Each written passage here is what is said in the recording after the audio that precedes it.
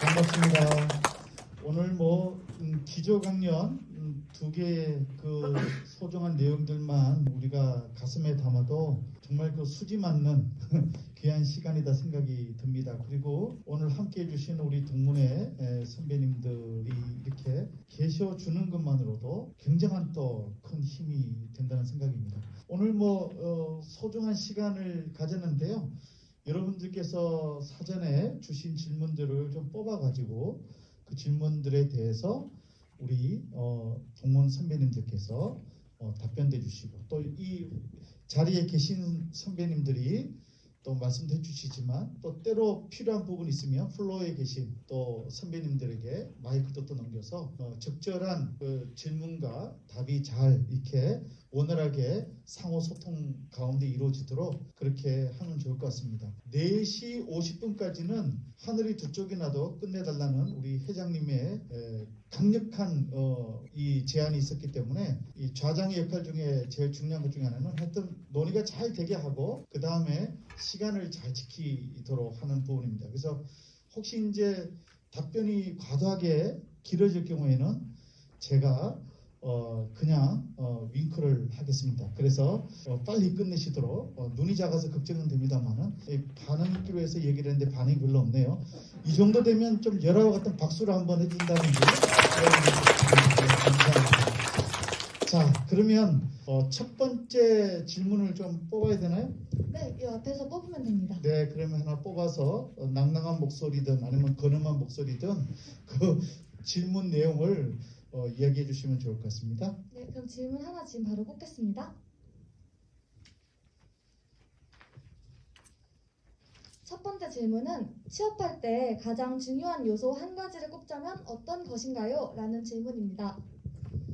네, 다시 한 번 더 우리 약간 50대가 넘어가면은 네, 크게 말씀드릴까요? 아니 들어도 자꾸 잊어버리니까 한 번 정도 더 해주시면 좋을 것 같아요. 네, 취업할 때 가장 중요한 요소 한 가지를 꼽자면 어떤 것인가요? 네, 우리 그러면 어떻게 남궁행 아니면 강현덕 선생님부터. 네네. 제가 이렇게 호칭은 그냥 동문으로 이렇게 하겠습니다. 다 시설장이시고 또 위치가 계시지만은 강남대 행사니까 동문 이렇게 명칭을 부르도록 하겠습니다. 우리 강현덕 동문님께서 말씀해 주시겠습니다. 취업할 때 우리 선배님들도 그렇지만 보통은 이제 제가 한 200번 뽑아서 많이 퇴사를 시켜봤거든요. 예. 직원 제 밑으로 들어온 직원 중에 한 180명 정도가 퇴사를 했습니다. 200번을 뽑았던 거죠. 근데 이제 선배님들과 좀 다른 게 보통 이제 기관장이 뽑고 실질적으로는 직원들이 업무를 시켜요. 그러니까 그 강적이 있습니다. 근데 저는 운이 좋게도 제가 팀장일 때부터 직원을 뽑아서 제가 직접 해보고 퇴사시켜봤기 때문에 아는데 본인만의 무기가 있어야 돼요. 본인만의 무기 없이 들어오시는 분들이 있어요. 예, 무슨 말이냐면 본인만의 장점. 나 이거 잘해요. 는 한 가지 정도는 있어야 되는데 나는 그냥 사회복지 했어요. 로 오시는 분들이 있어요. 다 사회복지 했으니까 거기 온 거거든요.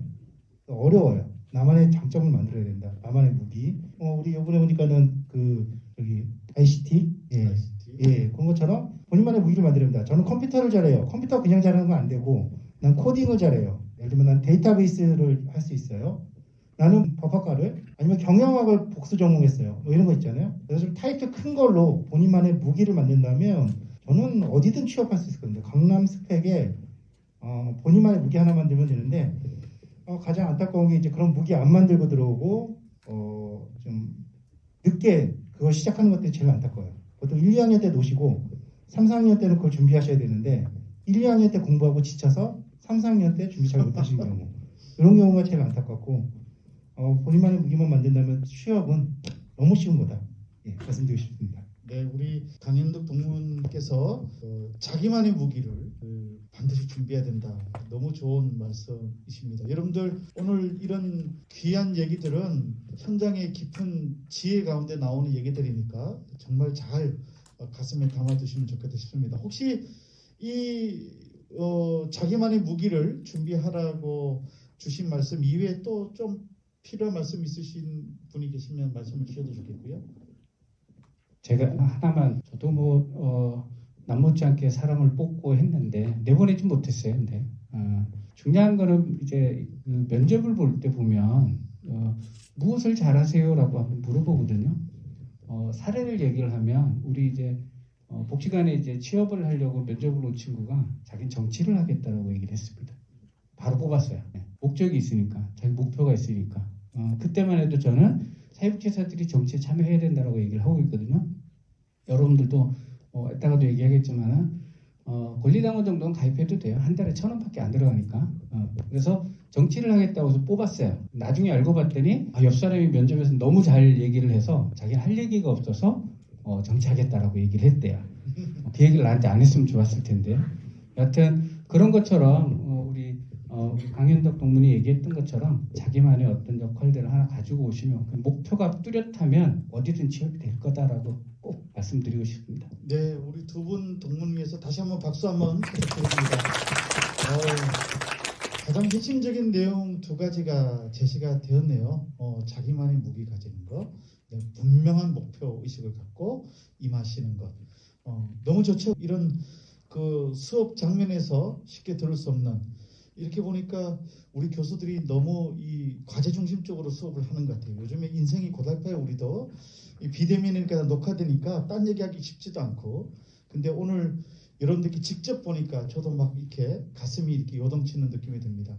너무 귀한 말씀 주셨고요. 더 얘기를 듣고 싶지만 여러분 보시다시피 엄청나게 많은 질문 양식들이 지금 다 꽂혀 있습니다. 그래서 이 정도로 첫 번째 질문은 마무리를 하고 또 다른 질문 하나 뽑아주시면 좋겠어요.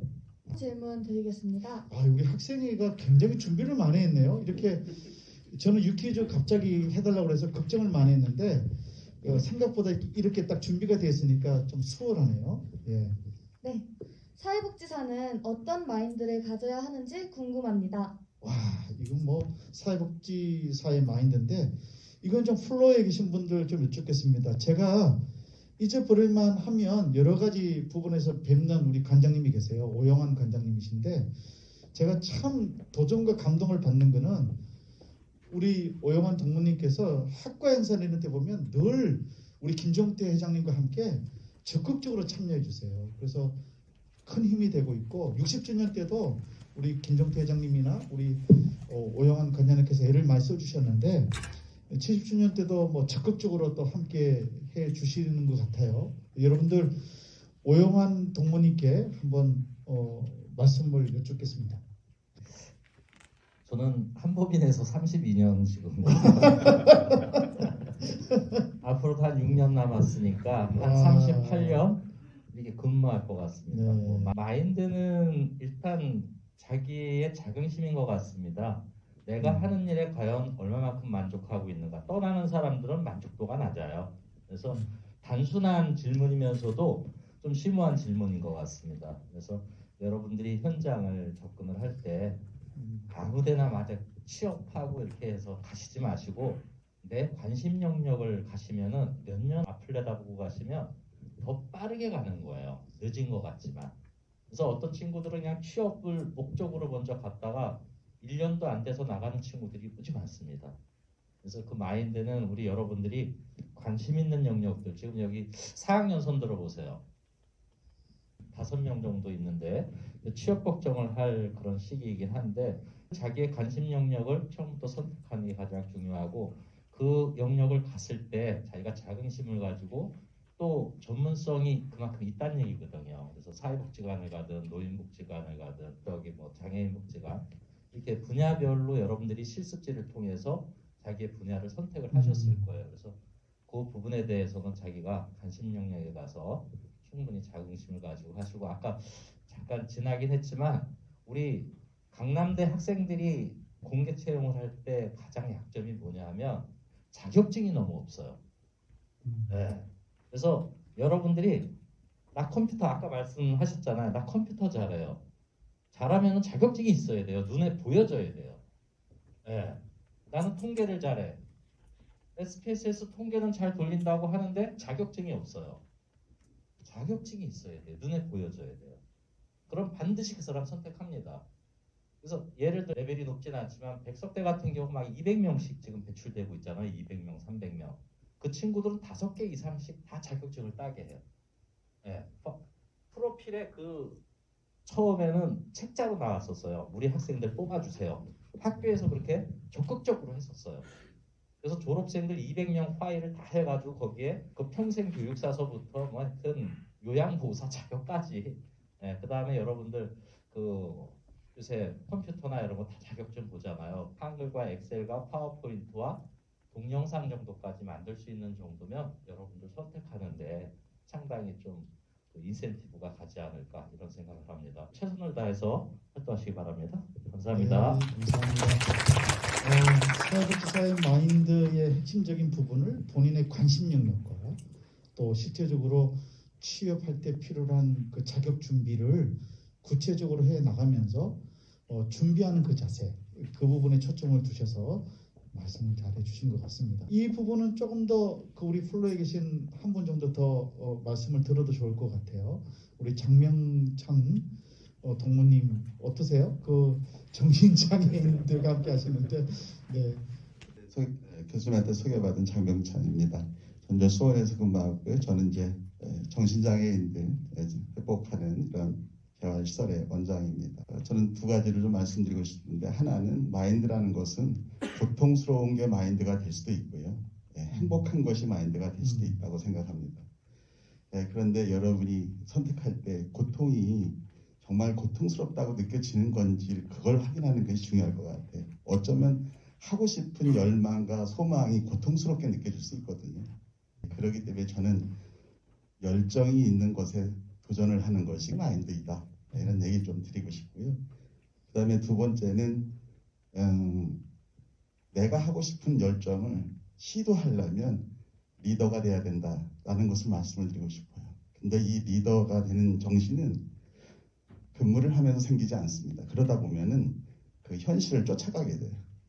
그런데 사실은 그 리더의 근성은 만들어지는 것 같아요. 교수님들하고 같이 수업을 하면서. 그래서 그러한 리더성과 열정을 갖는 것이 저는 마인드라고 생각합니다. 네, 감사합니다. 이왕 이렇게 말씀들을 여쭙게 되니까 우리 전상훈 동문님께도 그 우리 후배들에게 이런 마인드 정도는 가지고 현장에 가라, 뭐 이런 말씀 주시면 좋겠습니다. 네, 반갑습니다. 저는 전상원입니다. 저도 한 곳에 19년 있다가 다른 장소로 옮겼는데 벌써 10년이니 금방 후딱 지나가더라고요. 14년 됐나요? 네. 이 정도 되면 박수 한번 해야 될 것 같아요. 19년은 사회복지 기관에 있다가 네. 물론 지금도 이제 복지 사업을 하지만 이제 공공기관으로 자리를 옮겼습니다. 그래서 제가 이제 여러분들 당부드리고 싶은 거는 제가 이제 민간기관에 19년이라는 시간이 있다 보니까 그 시야를 저도 너무 열정적으로 이쪽 눈을 가지고 일을 하다 보니까 이쪽에서는 일을 너무 열심히 잘했는데 열정적으로 가져 있는데 그 바깥에 와서 보니까 그러니까 사회복지 영역을 너무 내가 제한돼서 시각을 가지고 있었구나. 지금은 사회복지를 요구하는 부분이 아까 ICT도 있었지만 너무 많은 거예요.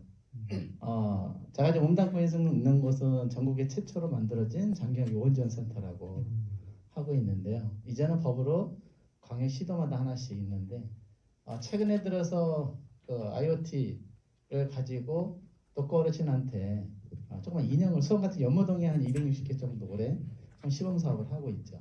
그리고 이제 장교양 쪽, 노인복지 쪽에도 이제 컴퓨터를 도입한 부분들이 있고 아까 응급 장치도 마찬가지로. 그래서 저는 말씀드리고 싶은 거는 사회복지 기관이 민간 쪽만 있는 게 아니고 지금 사회복지 영역을 다각도로 많이 요구를 하고 있어요.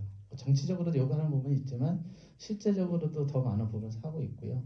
공공 영역에서도 지금 많이 하고 있습니다. 꼭 공무원이 아니더라도. 저는 이제 말씀드리고 싶은 거는 저도 이제 우리 앞에 동문들이 말씀하셨지만 본인이 관심 가지는 건 중요하지만 거기에 얼마만큼 열정을 내가 매진할 수 있는지가 중요한 것 같아요. 제가 민간 기관에서 사회복지 영역에서는 지역복지관에 대해서 너무 열정적으로 하다 보니까 그쪽에서는 어쨌든 어느 정도 인정을 받고 다각도로 여러 가지 이제 활동을 하고 있었는데 거기를 벗어나서 오니까 이제 새로운 시각으로 가게 되더라고요.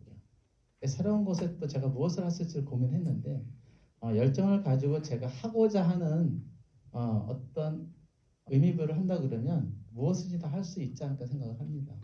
그 부분이 학교에서는 가르쳐주건 가르쳐주지 않건 내가 관심 갖는 분야에서는 내가 전문가다라고 아까 오늘 이제 동문이 말씀하셨지만 그 전문가로서의 내가 성장할 수 있는 어떤 그러니까 지식, 기술을 습득하는 것도 어차피 제 역할인 거예요. 거기에서 내 역할을 얼마만큼 감당해낼 수 있느냐가 나를 만드는 거고요. 나를 만들게 되면 주변에서 인정을 해주게 되고 그 인정을 하게 되면 특히 이제 강남대 같은 경우에는 이미 벌써 역사적으로 나와 있기 때문에 대부분이 어느 중요한 자리에 갔다가도 사회자가 프로필을 얘기하게 되면 역시 강남은 다르다라는 얘기를 하고 있거든요. 그만큼 강남대는 열정적인 부분도 굉장히 강한 부분이 있고요. 세계에서는 저희가 인정받고 어떤 수준 높은 사역지를 또 선도적으로 저희가 하고 있지 않나 하는 생각을 합니다. 그래서 우리 이제 후배님들도 나를 만드는 것에 어떤 소중함을 알고 키워나가면 더 여러분이 사역지기에 우뚝 섰는 자리가 되시리라 생각합니다. 감사합니다. 네, 감사합니다. 오늘 귀한 주옥 같은 말씀들이 전해져서 굉장히 좀 소중한 배움의 시간이다라는 생각이 듭니다. 이제 다음 질문 한번 뽑아주시면 좋겠습니다. 네, 다음 질문 드리겠습니다.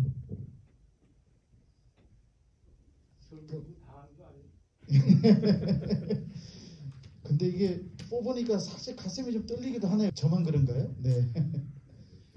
네, 다음 질문입니다. 사회복지 현장에서 딜레마 사례와 그에 대한 대처법이 있다면 무엇인가요? 다시 한 번 더. 네. 사회복지 현장에서의 딜레마 사례와 그에 대한 대처법이 있다면 무엇인가요? 네. 사회복지 실천 현장에서 접하게 된 딜레마 상황에서 어떻게 대처하시는지에 대한 질문이라고 봅니다. 어느 동문 선배님께서, 강현덕 동문님께서 말씀해 주시죠. 딜레마 하면은 여러분들 교과서에서 배우는 여러 가지 실천과 윤리 이런 딜레마가 있는데요.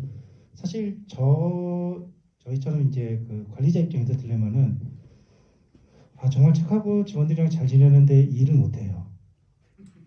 또는 일을 잘하는데 싸가지가 없어서 직원들이랑 트러블을 일으켜요. 이 직원을 잘라야 될까 말아야 될까, 이 직원을 승진시켜야 될까 말아야 될까, 이게 제일 딜레마입니다. 네. 어떻게 해야 될까요? 네. 관리자로 오면 직접적인 서비스 제공보다는 직원들의 관리 영역에 좀 더 딜레마가 많습니다. 또는 후배를 뽑았는데 후배가 마음만큼 안 해주거나, 그리고 또 선배를 믿고 왔는데 왜 이것밖에 안 해줘라고 이제 무언에 눈치를 보낼 때, 이럴 때 딜레마가 좀 들죠. 왜냐하면 이 직원을 어떻게든 잘해주고 싶지만, 후배를 잘해주고 싶지만 눈치가 있고, 그래서 그런 것들이 많은 딜레마가 있고요. 사실 상황마다 해결 방법이 너무 달라서 여기서 뭐가 정답이 있다라고 말씀할 수는 없지만 위에 있으면 공정해야 됩니다. 뭘 하더라도 공정해야 됩니다. 친하든 친하지 않든 그 직원이랑 어떠한 교감을 했든 안 했든 어떠한 결정이 있어서는 공정하게 평가로 그것을 매김해야지 본인도 살고 그 직원들도 살 수 있는 길이라고 생각합니다. 그래서 가장 큰 딜레마는 직원을 어떻게 자를까, 이게 제 가장 큰 딜레마입니다. 오늘 우리 강현덕 동무님께서 아주 과격한 부분들이 표현되는데, 제가 볼 때는 굉장히 현실성 있는 부분에서 여러분들이 간과하기 쉬운 부분을 강조해 주신 것 같아요. 지금 말씀 편안하게 하셨지만 정말 후배들을 사랑하고 또 사회복지 실천 현장을 사랑하시는 가운데에 정말 잘하면 좋겠는데, 기대가 되는데 잘 안 되는 인간들을 어떻게 해야 되나, 이런 고민들을 필요하시면서 여러분들은 그런 부류의 고민을 만들어 드리는 사회복지사가 되지 않기를 바라시는 그런 모습들이라고 생각이 됩니다. 아까 중요한 말씀하셨어요. 공정성이라고 하는 거, 쉬운 거 아닌 것 같아요. 사실은 공정한 원칙에 의해서 의사결정을 하고 또 기관 운영을 하는 것 매우 중요하다는 생각이 됩니다. 그래서 저도 이렇게 생각하면서 하고 있는데요. 제자들 가운데, 여러분들이 되겠죠? 제자들 가운데 되는 인간을 부탁할 때는 추천이라고 그러고요. 안 되는 인간을 부탁할 때는 청탁이라고 그러거든요.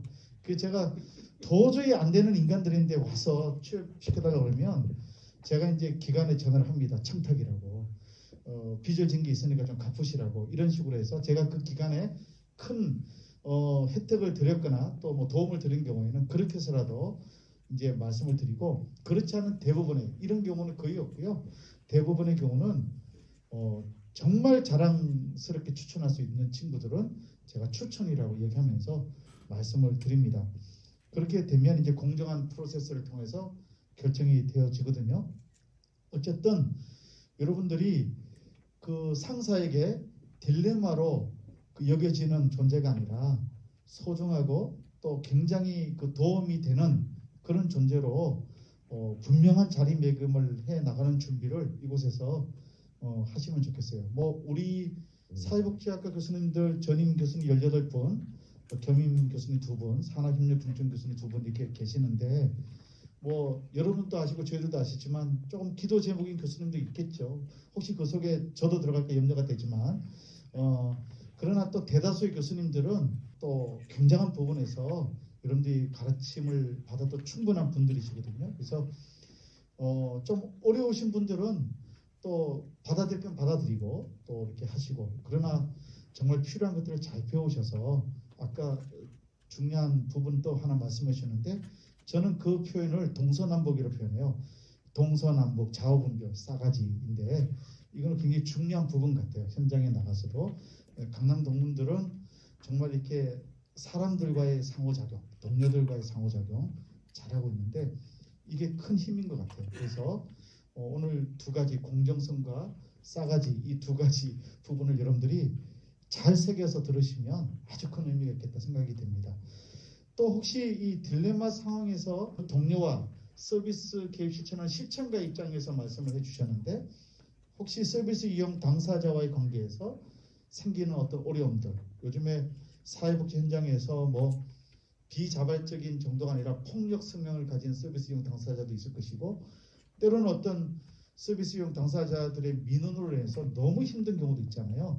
그런 경우에 어디를 찾아가고 어떻게 될지, 이건 아마 제가 볼 때는 우리 경기도 사회복지사 협회장 맡고 계시는 박일규 동문께 여쭤보고 싶습니다. 뭐 다른 말씀을 못 주신다 그러면 이 정도는 얘기해 주시기를 제가 기대하면서 여쭤보고 싶은데, 힘들면 나한테 와라 뭐 정도까지는 모르겠는데 하여튼 말씀 좀 여쭙겠습니다. 이게 지금 아마 유퀴즈를 표방한 거죠. 예. 그리고 거기서도 유재석이 제일 많이 얘기하는 것 같은데 오늘 교수님이 유준으로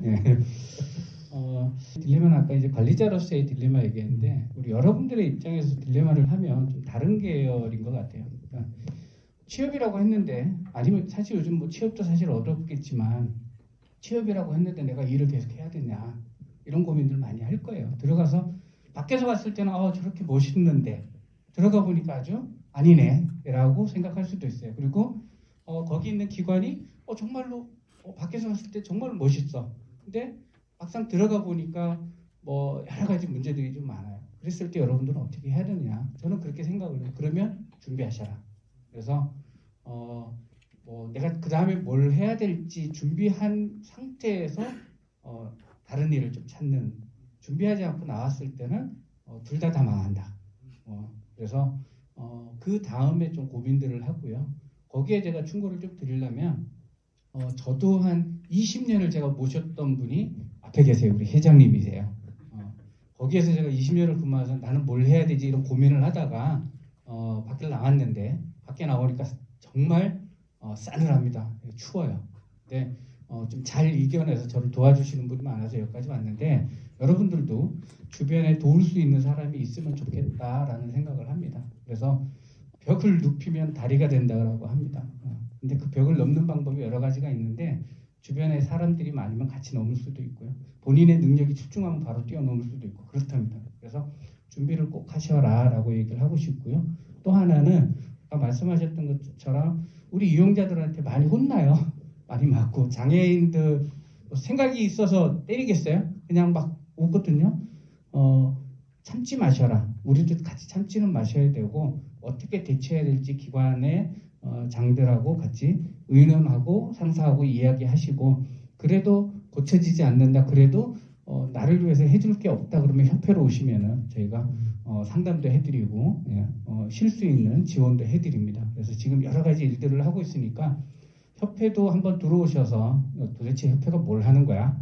이러고 들어오셔서 한번 봐주시면 정말 여러분들한테도 좀 도움이 되지 않을까라는 생각을 한다. 그래서 한국사회복지사협회, 서울사협회, 경기도협회, 뭐 인천협회 등등의 협회들을 좀 들어가셔서 도대체 얘네들이 뭘 하고 있는지 보시고 졸업하시면 협회 회원가입 꼭 하셔서 여러분들이 참여하지 않으면 절대 여러분들 뭐 누가 대신해 주지 않거든요. 내가 쟁취할 수밖에 없다. 그래서 그렇게 좀 이야기 드리고 싶습니다. 네. 네, 감사합니다. 우리 몰아서 한 번 더 박수를 드리겠습니다. 여러분들은 뭐 어떻게 느끼실지 모르겠지만 저도 이제 뭐 50대 중반이 되고 좀 중진 교수로서 이렇게 들어보니까 또 현장 경험도 갖고 있고 이렇게 하다 보니까 지금 하시는 말씀들이 굉장히 중요한 말씀들을 해주세요. 우리가 수업 장면에서 교과서 중심으로 하던 얘기 차원을 뛰어넘어서 매우 중요한 얘기들을 하시거든요. 근데 이제 그것을 이제 수용할 수 있는 역량이 중요한데 여러분들이 다 받아들이지 못하더라도 오늘 기록도 하시고 또 잘 담아두셨다가 힘드실 때 또 이게 이정표를 삼는 중요한 어록이 되면 좋겠다 그런 생각이 듭니다. 또 하나 뽑아볼까요? 이제 네. 뭐 점점 흥미진진해지는 느낌이 들어요. 네. 저만 흥미진진한 거 아니죠? 네. 예, 네, 뽑아주세요. 다음 질문 드리겠습니다.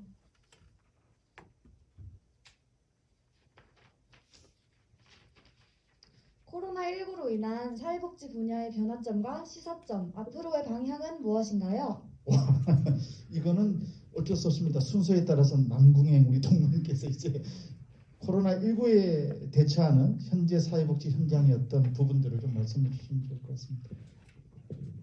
네, 앞서서 우리 저희 선배님이신 김범수 그 선배님도 이제 언급을 하셨었죠. 코로나 저희가 겪어보지 못했던 그런 일로 사실 여러분들도 생활에서 많이 당황들 하셨겠지만 이 사회복지 현장은 무척 혼란스러웠습니다. 즉 뭐 이용시설은 문을 휴관이라는 이름 하에 문을 닫고 생활시설 같은 경우는 외부인 차단 거의 코호트 격리 수준으로 들어가고 이게 또 단계별로 오르내리면서 또 거기에 따른 여러 가지 또 혼선도 오면서 사실상 우리가 여태까지 그 대면 중심에 해왔던 사회복지 서비스 전달 체계가 이렇게 막힐 수도 있구나라는 상당히 무력감도 느끼고요. 이거를 어떻게 돌파해야 되지라는 게 논의되기 시작한 거는 저희 현장에서는 뭐 발 빠르게 움직인 것도 있지만 1년이 코로나19가 도래해서 1년이 지나고 난 다음에 그때서야 야 사회복지 이러다가는 손 놓고 있다가는 큰일 나겠다 해가지고 그때 막 세미나나 여러 가지 대안들 마련 뭐 비대면 뭐 이런 여러 가지 그 전달 체계에 관련된 부분들을 고민을 하기 시작했는데요. 그 당시 많은 관심을 가지고 그런 세미나에 가면 뾰족히 정답이 나오질 않습니다.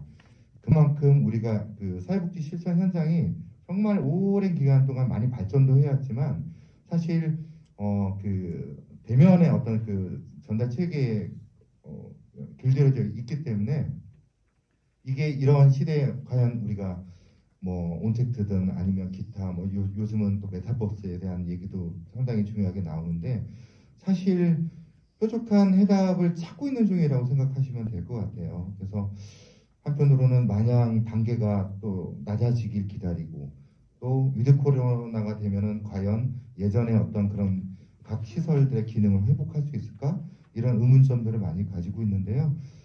이거는 아마 교수님도 많이 고민하시고 이런 부분에 있어서야 방향성을 찾기 위해서 많이 고민하시는 걸로 알고 있고요. 이거는 교수님뿐만 아니라 학계뿐만 아니라 현장에서도 같이 협업해서 좀 더 이건 우리나라의 어떤 정책적으로나 그 다음에 현장에서의 어떤 다양한 어떤 방법 찾는 그런 노력들이 수반돼야 되지 않을까 그런 생각을 하고 있습니다. 네, 감사합니다. 우리 한 번 더 박수 주시죠. 감사합니다.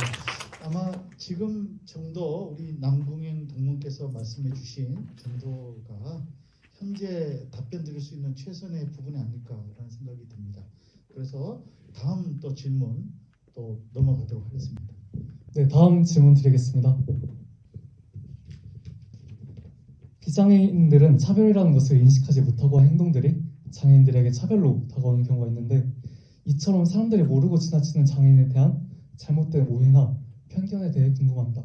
이 장애와 관련된 부분은 지금 한결같이 다 장명찬 원장님을 향해서 하는데 차별에 대한 부분 좀 말씀해 주시면 좋겠습니다. 오늘 잘 오셨네요. 네. 네, 지금 이제 저희가 이제 그 차별이라는 이 단어가 상당히 이제 실감나죠. 특히 그러냐면 이 정신질환을 가지고 계신 분들이 이제 드디어 자기를 오픈하기 시작했어요. 저희 쪽 장애 쪽에서는. 그래서 당사자들의 인권 콘서트들이 막 열리고 있고 이제는 전문가 필요 없다. 당사자들끼리 동료 지원이나 아니면 동료가를 양성해서 자기들끼리 학습을 하고 이런 시대에 와 있습니다. 그러니까 우리가 차별을 논한다는 자체가 저는 지금 시점에 맞지 않는다. 이것을 우리가 빨리 인지해야 된다라는 거예요. 결국엔 그래서 이 차별이라는 것을 바꾸려고 하는 게 아니라 차별을 인정하는 게 저는 중요하다.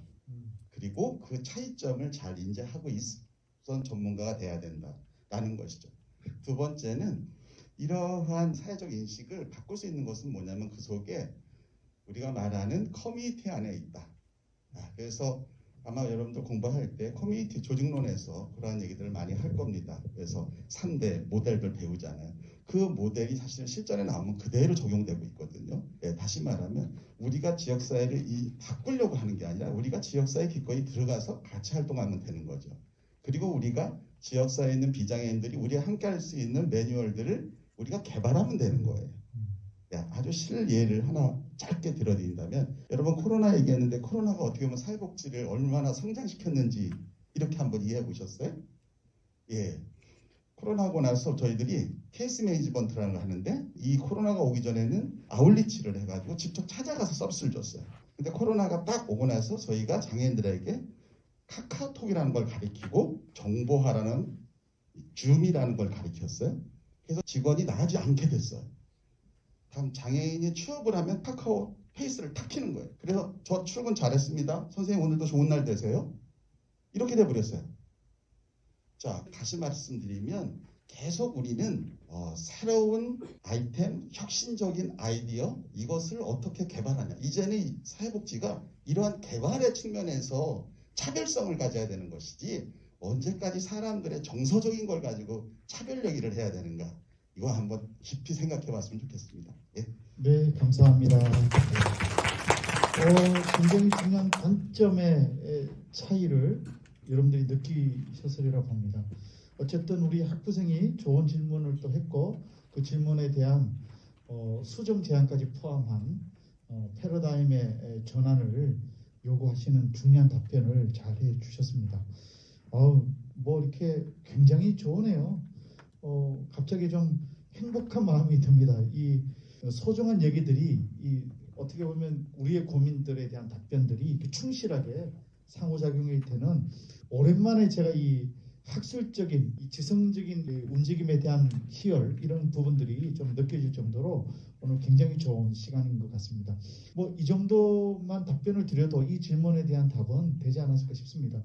여전히 아직도 많은 뭉치가 있네요. 저거 다 했다가는 주님이 다시 오실 것 같고요. 제가 50분 딱 될 때쯤에는 마무리를 잘 하겠습니다. 어쨌든 이 선택되는 것도 복받은 질문들이죠. 네. 해주시죠. 다음 질문 드리겠습니다.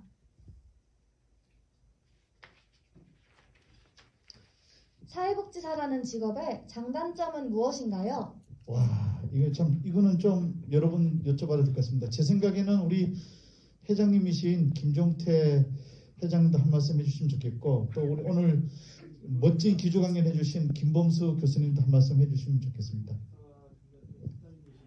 네, 그다음에 또 부탁드릴게요. 아 그래? 그럼 우리 그 양보를 하시니까 다음으로 제가 저축을 해놓고요. 네, 우리 박일규.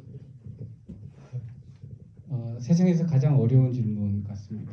사회복지사의 장단점이라고 하는 거는 이거를 이야기하기 전에 사회복지사를 왜 하나요라고 부터 물어봐야 되죠. 우리도 직업이거든요.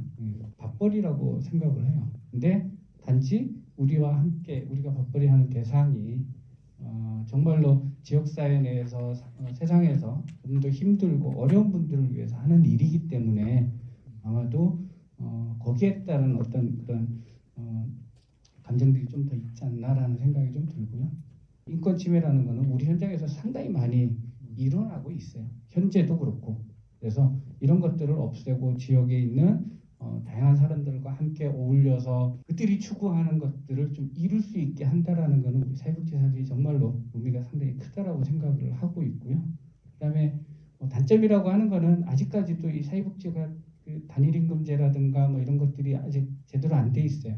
그래서 어떤 일을 하느냐, 어떤 지역에서 일을 하느냐에 따라서 급여의 폭이 좀 있다라는 사실이거든요. 그래서 전국적으로 이런 것들이 좀 동일하게 그래서 단일임금제라는 걸 지금 준비하고 있고 계속해서 주장하고 있습니다. 그래서 이렇게 만들어 가야 되는 거고요.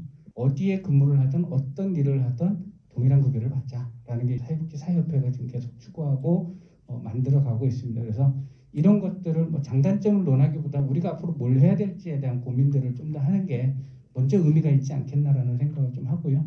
현장에서는 사회복지에서 정말 열심히 하는 친구들도 되게 많고요.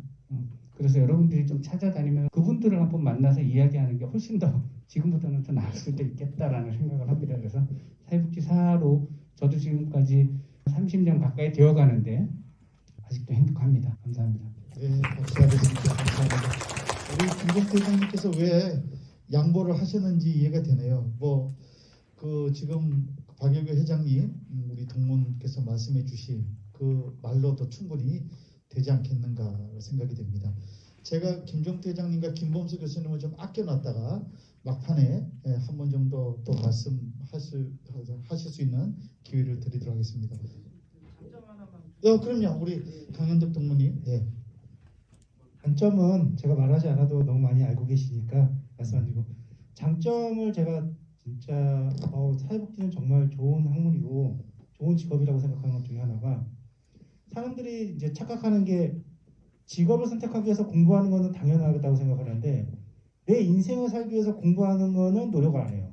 예를 들면 친구랑 사귀는 거, 내가 가족이랑 어떻게 보내야 되고 어떤 대화를 해야 되고 어떻게 마음을 읽어줘야 되는지 이런 거 공부 안 해요.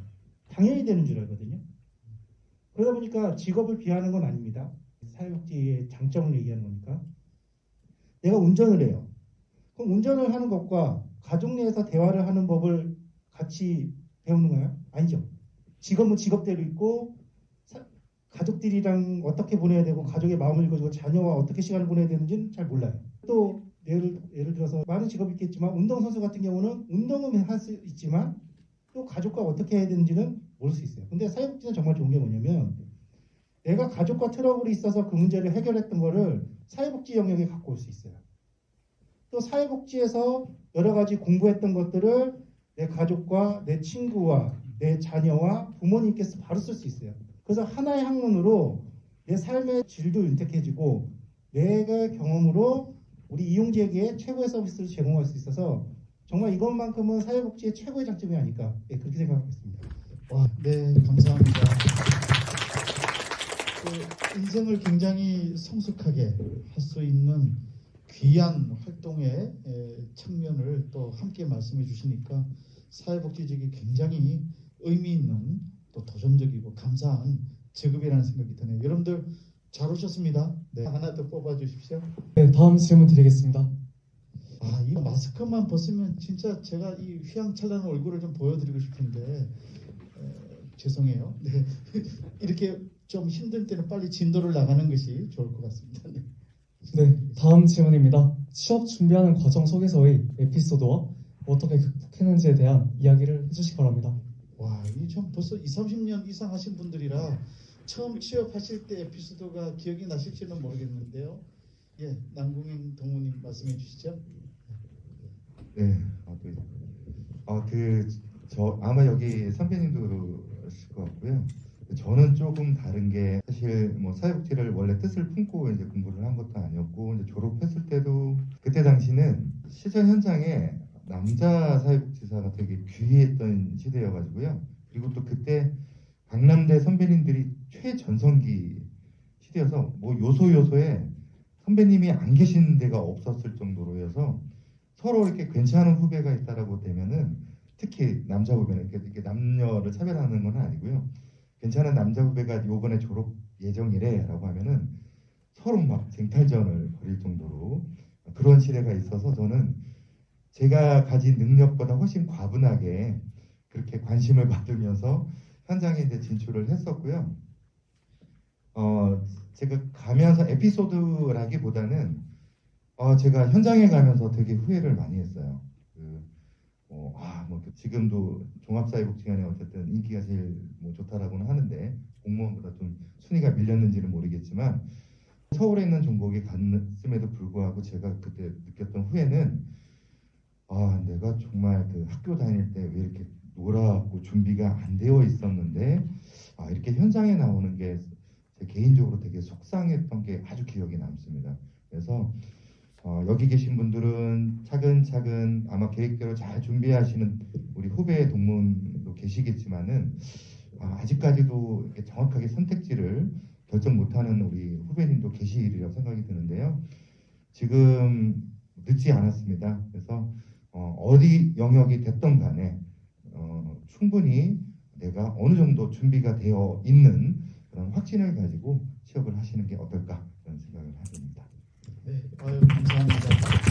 오늘 사실은 제가 깜짝 놀랐던 것이 오늘 교조 강연으로 해주신 김범수 교수님 학교에서 대선배님이시고 제가 굉장히 존경하는 어떻게 서성벌 되는 교수님이신데 이렇게 또 흔쾌히 사회복지 워크숍에 오시기로 하셨다는 말씀을 듣고 정말 감사하고 기뻤습니다. 그리고 오늘 역사적인 그 부분을 또 대선배님들에 대한 부분을 말씀해 주셨는데 이제 취업과 관련된 얘기긴 하지만 아까 강연하시고 나서 혹시 좀 필요한 부분들을 좀 포함하셔서 그 한 말씀 해주시면 우리 정말 어떻게 보면 손짓불 되는 그 후배들이신데 여러분들이 좀 말씀 부탁을 드리면 어떨까 합니다. 질문 취업만 염두에 안 두셔도 되고요.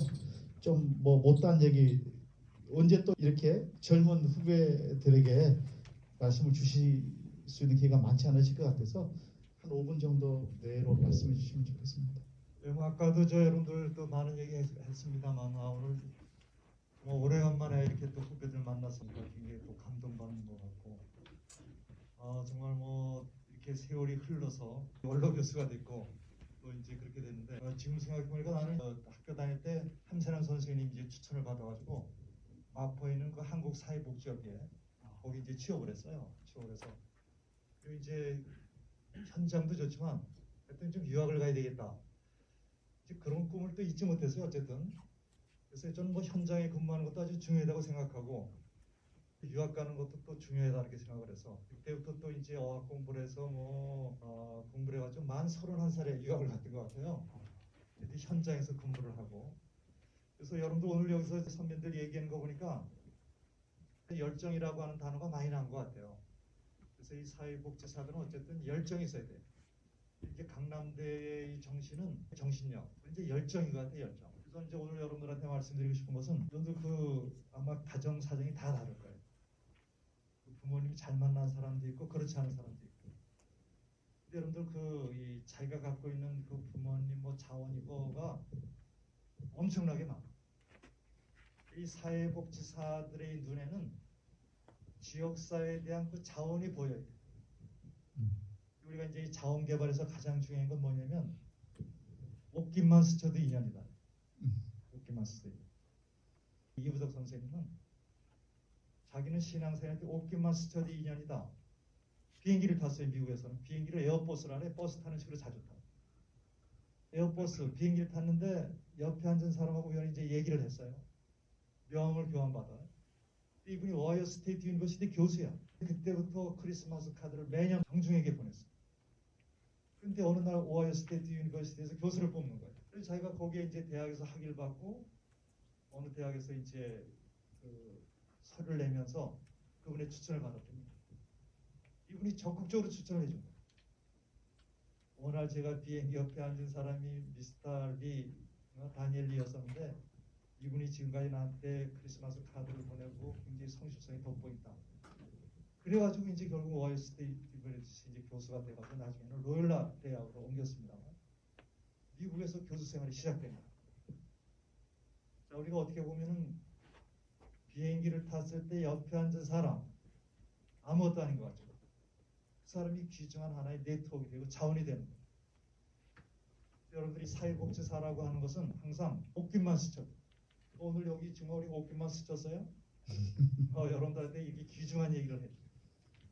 제가 이번에 옷깃만 스쳐도 인연이다라는 것을 윤 회장님을 통해서 간절히 느꼈어요. 이분은 어머니가 일본인이고 아버지가 한국인이에요. 나이 40대 됐을 때 39에 이 사람이 아주 기가 막힌 그 쇼크를 받아요. 서울시에서 이제 뭐랄까 위탁을 받아가지고 직업 훈련을 하고 있는데 어느 계장급도 안 되는 공무원이 그 다음날 서울시장에 온다. 간판을 저거다 내리고 어떻게 해라래. 무쇠 같은 열정과 이걸 했는데 그 간판을 내리래는 거야. 난 내리지 못한다. 그럼 내려라. 못 내린다. 내리지 않고 그냥 그 당시 무쇠라래 뭐라 그래가지고 결국 이 사람이 거기서 실망해가지고 일본에 건너가서 막연하잖아요. 하나도 없이 그냥 일본인 부인하고 일본에 가서 어떻게 살 것인가. 어느 날 그 아사히 신문을 보다 보니까 제일 한국인이 돌아가신 지 2개월 만에 시체가 발견이 됐어요. 이 사람이 그때 가위로 가지고 이걸 갖다 오리면서 어떤 아이디어를 냅니다. 일제강점기 때 한국인 여성들을 위한 우메보시를 먹을 수 있는 양로원이 있어요. 일본에는 60만 명의 제일 한국인인데 김치를 먹을 수 있는 양로원이 없었던 거예요. 그래서 이분이 이제 일본에다가 김치를 먹을 수 있는 양로원을 만들어야 되겠다. 그래서 후원금을 위한 글을 갖다 이분이 쓰기 시작해요. 1인당 1,000엔, 2,000엔, 5,000엔, 10,000엔. 그랬더니 이게 뭐 그래서 사카이시에다가 1987년에 노인 시설을 만들었어요. 그래서 이분이 전국적으로다가 5개의 시설을 만들었어요. 제가 이번에 가서 한 일주일, 한 7박 8일 정도 같이 지내면서 그 윤기 회장님에 대한 그 자원 개발 얘기하다가도 딱 얘기하면 윤 교수 아까 얘기한 거 다시 한번 얘기해요. 그리고 적기 시작해요. 항상 메모지에다 적. 또 스마트폰에 입력을 해요. 노트북에 옮겨. 그래서 제가 노트북에 뭐 옛날에 좀 기가 막힌 걸 입력을 해놨는데 이걸 도저히 뭘 찾을래니까 찾지 못했는데 이분이 메모는 잘해놓는데 입력하는 방식을 몰라. 그래서 내가 앞에다 연도 써가지고 검색하는 방법을 좀 알려주고 그랬더니 고맙다고. 다시 한번 여쭤봐. 야 이거 제목을 어떻게 해서 입력을 하지? 그걸 또 여쭤보고. 제가 지금 이제 마지막으로 다시 한번 강조하고 싶은 것은 이 사회복지사들은 네트워크. 옷깃만 스쳐도 인연이다. 그러니까 여러분들 오늘 귀중한 말씀, 또 선배들의 이런 그 주옥 같은 조언 이런 거 잘 들어서 여러분들이 그 미래에 대해서 아주 긍정적인 그런 생각을 가졌으면 좋겠습니다. 이상입니다. 우리 김국 회장님도 한 말씀 좀 해주시면 좋겠네요. 지금까지 말씀을 쭉 들어보니까 어떤 사회복지 사람 존중에 대한 가치, 철학 이런 정신이 상당히 중요할 것 같고요. 두 번째는 이제 계속 나오는 얘기들이 열정. 저는 거기에 보탠다고 하면 끈기라는 말씀을 드리고 싶습니다. 제가 가장 좋아하는 단어가 지주반정이라는 말이 있습니다. 어느 자리에든 중심의 바위처럼 든든하게 버티면 세상은 올바로 돌아간다는 그런 의미인데 요즘 젊은 친구들 보게 되면 팔랑귀 이런 사람들이 많아요. 돈 따라가는 사람들, 직위 따라가는 사람들. 초기에 직장에서 자꾸 이렇게 자리를 바꾸는 친구들이 많습니다. 오래 버텨줘야 되는데 버텨서 그 선배들로부터 슈퍼비전을 좀 받아야 되는데 그렇지 못하고 자꾸 자리를 옮겨다니고 물론 그것도 하나의 변화의 어떤 그런 잘 적응한다라고 볼 수 있지만 제 책임자 입장에서 봤을 때는 저 친구 왜 자꾸 직장을 돌아다닐까? 뭔가 부족하면 더 열심히 배우려고 하려고 노력을 해야 되는데 자꾸 이렇게 바꿔가는 친구들이 너무 많은 것 같습니다. 저는 사실 강남에서 아웃사이더였어요. 아웃사이더. 아까 교수님 말씀하신 것처럼 추천 대상자가 아니라 청탁의 대상자인데 누구도 추천을 안 해주셔가지고 제가 지방을 사회복지사 저희 때는 2급이었었어요. 2급을 가지고 지방을 다 돌아다녔어요. 저 좀 채용해 주십시오. 결국 제가 취업을 했어요. 2급 자격증 가지고. 이게 첫 시작입니다. 못생긴 나무가 산을 지킨다고 하죠. 정말 김반도 교수님 요즘 뭐 동문들이 좀 애제자 이렇게 하는데 절대 애제자 아닙니다. 그 교수님한테 C를 받아본 적 별로 없어요. 거의 CD. 시들시들이라고 했죠. 시들시들. 그렇게 C 아니면 D를 받았고 대학원 석사 때 처음으로 A를 받았어요. 정말 얼마나 눈물을 흘렸는지 몰라요. 교수님께서 수원 오셨을 때 이 못생긴 놈이 처음으로 만두를 사랑하는 그 모임을 만들었어요. 거기 못생긴 그 멤버들의 주축은 다 교수님하고 관계가 안 좋아. 다 저같이 아웃사이더. 뭔가 부족하니까 자꾸 공부를 하게 되고 이렇게 버텨야겠다. 지주반정처럼 내가 버텨야겠다. 벌써 제가 몸담고 있는 곳이 31년입니다. 우리 선배님도 사회복지협의 대선배님이시기도 합니다. 사회복지협의회 역사에 29에 들어와서 제가 60이 넘었습니다. 올해 협의회만 31년 차. 이게 협의회 역사입니다. 왜 이런 말씀을 드리냐면 버티시란 얘기. 내가 후배들한테 지금처럼 내 말씀을 드리는 것처럼 버텨야 일을 하지. 좀 끈기를 가지시고 지금은 내가 환경이 부족하다 할지라도 좀 나아지겠지. 내가 나아지는 거는 결국은 클라이언트가 나아지는 거거든요. 인재들이 없어져요. 그런 사람들이 하나둘 이 현장에 빠져나가면 누가 현장을 지키겠어요? 결국은 저와 같은 못생긴 나무가 지키는데 그런 유능한 친구들이 지켜주면 더 성장할 수 있었을 수 있겠죠. 그렇죠? 제발 저는 제 생각은 뭐냐면 저 어느 현장이든 한랑이처럼 자꾸 이상한 소리 듣지 마시고 떠나지 마시고 그 자리를 묵묵하게 지키면서 내가 공부하고 부족한 거 채워가고 그렇게 현장을 지켜주는 것이 강남의 지금의 70년의 역사라는 것을 여러분들이 머릿속 깊이 인식을 했으면 좋겠습니다. 이상입니다. 네, 감사합니다. 오늘 너무 좋죠. 정말 우리가 2년 동안 코로나 때문에 비대면으로만 접하고 또 교수님들로부터도 직접 여러분들이 사사받는 기회가 별로 없었을 텐데 오늘 사회복지 워크숍 기적적으로 이루어졌지만 대단히 의미 있게 이렇게 진행이 돼서 저는 학부장으로서 매우 흡족하고 또 감사한 마음이 드네요. 이제 질문 너무 많은데 뽑지 말고요. 마지막으로 우리 박일규 회장님부터 지금 우리 두 분 하셨던 것처럼 마지막 좀 드리고 싶은 말씀들 후배들에게 해주시는 것으로 이제 정리를 해갈까 생각합니다. 우리 먼저 말씀 주시죠. 네, 감사합니다. 제가 우리 이진우 교수님 참 좋아하고 존경해요. 왠지 아세요? 현장을 다니세요. 현장에 있는 우리 실무자들의 이야기를 가장 많이 듣고 또 하나는 우리 제자들을 너무 사랑한다라고 좀 이야기하고 계셔요. 제가 저도 이제 기관장을 하면서 가장 많이 느끼는 게 뭐냐면 학교와의 관계거든요. 그래서 교수님들이 좀 현장을 좀 다니셔야 되는데 바쁘세요.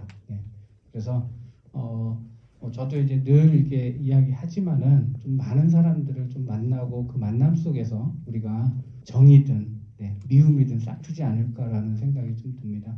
그래서 딱 두 가지만 좀 말씀드릴게요. 좀 전에 우리 회장님 말씀하셨듯이 막 버텨! 이건 사실은 이제 좀 어려운 시대가 됐는데 하여튼 여러분 주변에 여러분과 이야기할 수 있는 그 멘토, 선배가 될 수도 있고 후배가 될 수도 있고 친구가 될 수도 있습니다. 그래서 멘토 한 명 정도는 있었으면 좋겠다. 그래서 나의 어려움들을 좀 이야기하고 나눌 수 있는 사람 하나 정도는 가지면 좋겠다. 전 참고로 그냥 제 친구가 멘토처럼 있어요. 그리고 이 앞에 있는 이 기라성 같은 분들 때문에 어디를 가더라도 항상 이렇게 조아리고 있어요. 다른 데 가면 이렇게 다리도 좀 꼬고 에헴하고 뭐 이러고 있는데 이 자리에서는 정말 다소곳이 있습니다.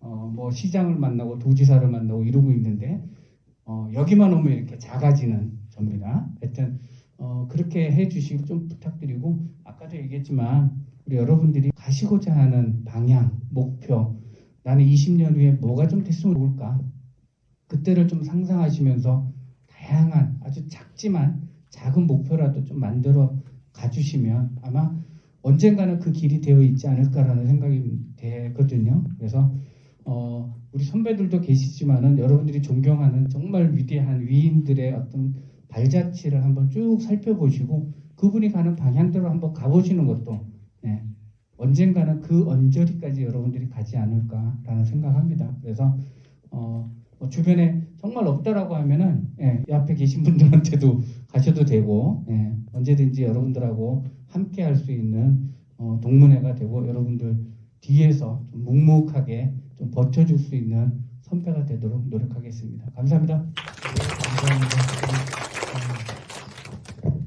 그 예전에는 그 사회복지 조직에서 리더가 항상 하는 말이 있습니다. 우리는 한 배를 탔어.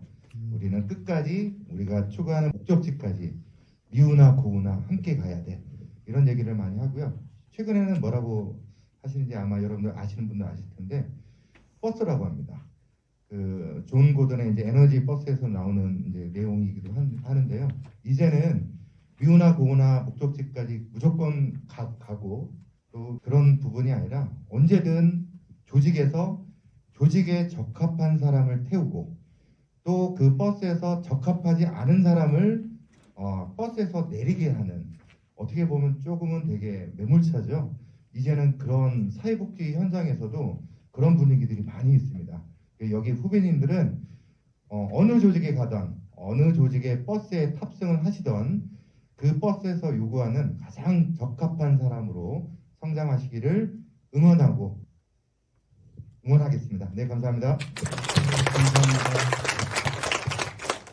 저는 처음에 오면 자기소개가 좀 있을 줄 알았습니다. 근데 선배님들은 워낙 유명하시니까 다 알아서 하지만은 저 강현덕이가 누군데 와서 저렇게 떠들까 이렇게 할 것 같아서 간단히 말씀드리면 저는 건강가정 다문화가족지원센터에서 일을 하고 있습니다. 그 센터에 들어 2006년도에 입사를 했고요. 2년 6개월 만에 팀장 달고 팀장을 그 이후로 3년 만에 총괄팀장, 사무국장 달고 14년 만에 센터장 달았고요. 센터장 달고 1년 안에 전국협회 부회장 맡았고 2년이 안 돼서 전국협회 회장 맡고 있습니다. 좀 빠른 시기죠. 정신없이 달려왔습니다. 제가 잘났다고 말씀드리는 것이 아니라 정말 열심히 달렸어요. 열심히 달렸고 거의 5년 동안은 집을 안 갔습니다. 집을 안 가고 그렇게 달렸다 보니까 이렇게 하는데 요즘은 좀 다릅니다. 여러분 요즘 6시면 무조건 퇴근이에요. 우리 옆에 계신 우리 선배님이 말씀한 거랑 거의 비슷한데요. 퇴근하면 옛날에는 능력이 없는 친구도 일을 계속 시키기 때문에 어느 정도 영향이 돼서 연차가 되면 승진을 시켜줍니다. 근데 요즘은요. 모두 다 6시에 퇴근을 하기 때문에 능력이 되지 않으면 승진과 같이 가는 것이 없어요. 이제는 자기가 알아서 해야 돼요. 옛날에는 선배들이 끌어주는 대로 가면 어느 정도 되면 승진을 하지만 이제는 본인이 노력하지 않으면 승진과 자기 직업의 안정성은 떨어집니다. 그래서 말씀드리고 싶은 건 입사하면 3년은 그냥 열심히 하십시오. 다른 거 고민하지 마시고요. 3년만 고생하시면 그 다음부터는 정말 수월하게 갈 수 있습니다. 여러분은 어떤 게 평등이라고 생각하세요? 마지막 질문인데 평등. 우리는 맨날 평등을 얘기하는데요. 많이 노력한 사람이 많은 결과물을 가져가는 게 평등이죠. 근데 업무 시간에 노력 안 하고 내는 오래됐으니까 승진한다? 이건 평등 아니죠? 이제 그렇게 됐습니다. 여러분들은 여러분만의 커리어를 만들어서 정말 훌륭한 사회복지사가 되셨으면 감사하겠습니다. 감사합니다. 우리 강현덕 센터장님 동문께서 사실은 마지막 멘트에 준하는 중요한 말씀을 해주셨습니다. 오늘 4시 50분까지 끝내달라는 주최 측의 제안에 거의 맞출 것 같은 그 굉장히 가슴 벅찬 마음이 듭니다. 저는 강남대 출신은 아니죠. 여러분들이 잘 아시는 것처럼. 그런데 강남대의 사랑을 누군보다도 많이 받았고 늘 이런 생각을 합니다. 이준호 교수가 한국 사회복지계에 지금 이 남아 있는 것은 강남대학교 교수이기 때문이다. 그래서 저는 강남대학교가 저를 이렇게, 특히 강남대학교 사회복지학부가 이준호 교수를 키워준 거에 대해서 매우 고맙게 생각하고 있습니다. 그러면서 또 하나 제가 가지고 있는 마음은 지금껏 강남대의 은혜를 입어서 지금 벌써 15년이 넘어가고 있거든요. 전에 다른 학교 한 4년 반 있다가 왔는데요. 15년 됐는데 지금 요즘에 제 바람은 지금까지 강남대학교 사회복지학부가 잘 키워주셨으니까 이제는 이준호가 강남대를 좀 빛낼 수 있도록, 강남대를 좀 도울 수 있도록 하면 좋겠다, 그런 마음을 가지고 있습니다. 네, 감사합니다. 여러분들이 다 한 분 한 분이 강남대를 이끌어갈 주역으로 되셨으면 좋겠고요. 오늘 참여해 주신 이 귀한 동문들이 계시기 때문에 지금의 강남대학교의 명성이 있다고 생각합니다. 그래서 여러분들에게 챌린지하고 싶은 것은 귀한 선배님들을 바라보시면서 강남대 출신이 아니지만 강남대 와서 이런 마음을 품고 있는 이준호 교수도 있는데, 여러분들은 이제 모교로서 여러분이 강남대를 이끌어가는, 여러분들 한 사람 한 사람이 강남대와 같은 하나의 강남대라고 하는 고유한 세상을 새롭게 펼쳐가는 하나하나의 세상들이 다 되었으면 좋겠다, 그런 말씀을 드리면서 오늘 모든 유퀴즈 시간을 마치도록 하겠습니다. 예.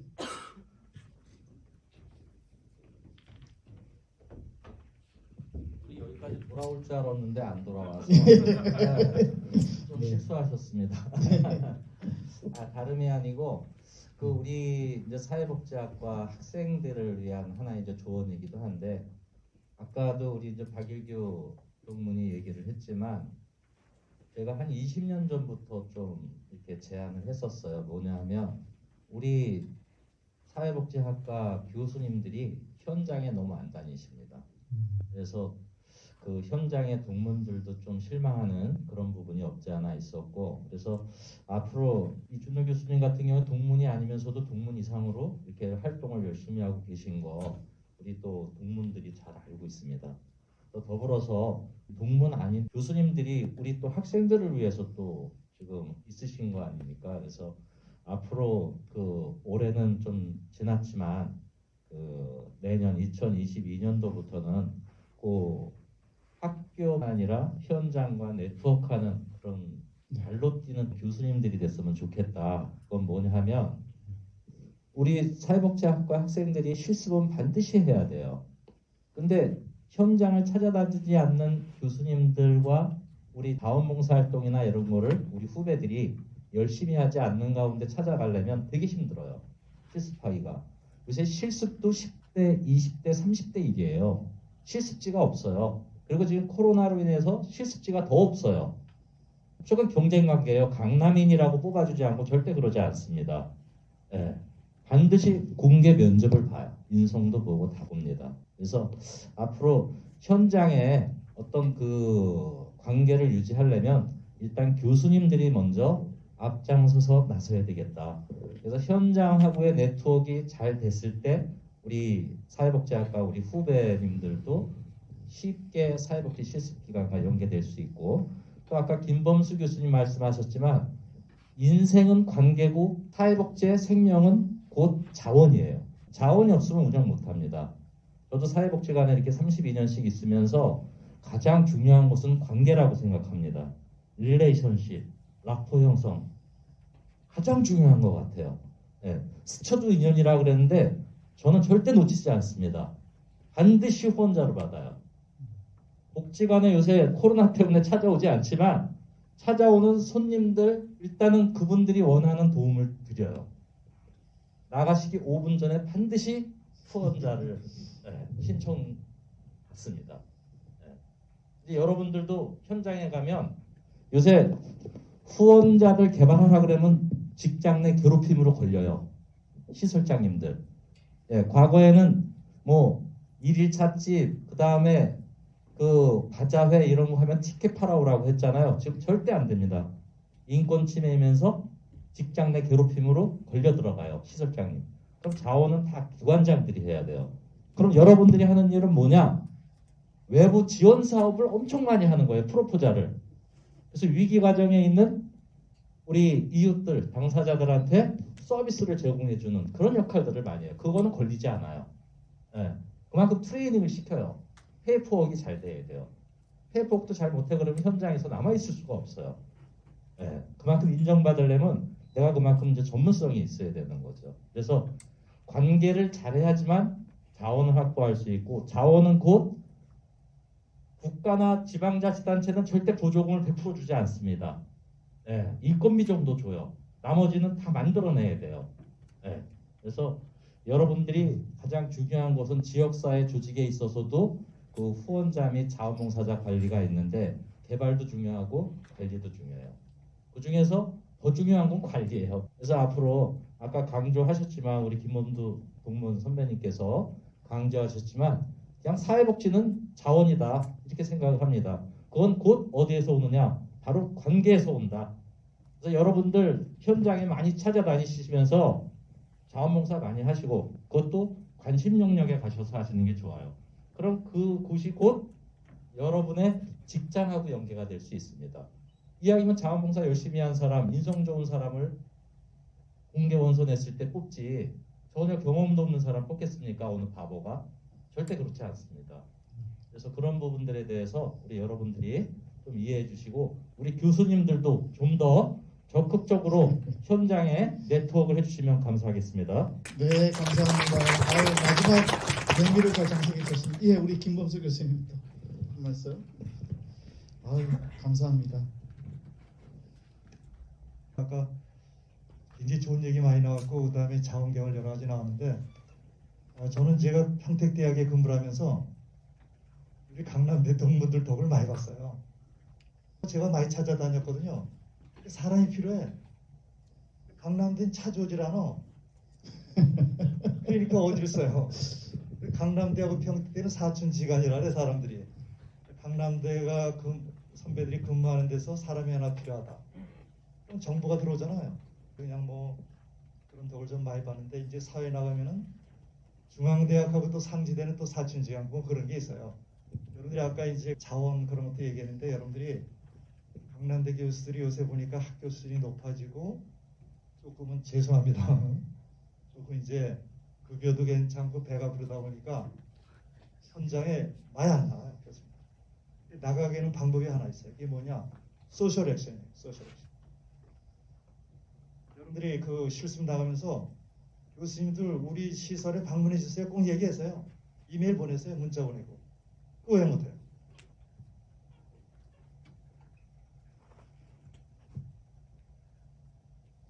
이게 침묵이에요. 침묵. 무슨 얘기 알아요? 상담할 때 침묵이에요. 강남대는 제가 이준희 교수님의 뭐 몇몇 사람들 이 동문 선배들도 안다냐 말이에요. 야단치고 싶어요. 그리고 뭐 백석대, 뭐 천안에 있는 대학들은 수도권이 아니니까 엄청나게 다니는 걸 내가 알고 있어요. 이제 강남대 여긴 뭐 경기권에 있는데 완전히 그냥 서울에 있는 대학처럼 생각해가지고 안 가도 선배들이 다 취업시키는 줄 알아요. 이제 앞으로 여러분들이 교수를 움직이는 건 클라이언트예요. 여러분들이 클라이언트잖아. 교수들은 클라이언트가 있어야 먹고 사는 거예요. 클라이언트가 왜 교육만 받아요? 교수를 움직여야지. 교수를 움직이는 건 뭐냐? 이메일로 여러분들이 소셜 액션을 해요. 다른 대학 교수님들 오신데 우리를 왜 안 오느냐? 그걸 여러분들이 해야지. 조직적으로. 대자보 붙여요, 여러분. 다른 대학 교수님들 막 오는데 우리 대학 교수를 왜 안 오냐? 붙이기 시작하고. 대학 교수라는 게 여러분들 뭐 학회지에 글이나 쓰고, 예? 강의나 하고, 그리고 급여 받으면 되겠어요? 현장을 가야지. 1950년대 김덕준, 김만도 이런 분들의 그 대척 정치 이런 걸 좀 생각을 해야지. 다른 데서 와가지고.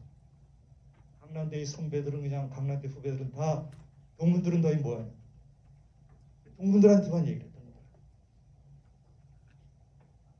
거예요. 오늘 흥분해서 하는 얘기는 여러분들이 좀 이왕 자극받고 여러분들이 2022년에는 학교에서 뭐 여기 3학년, 2학년 뭐 취업시켜주고 뭐 연결시켜준다 해서 그대로 가면 안 돼요. 액션도 좀 취했으면 좋겠다 이런 말씀드리고 너무 심해 말씀해서 죄송합니다. 잘 새겨 듣겠습니다.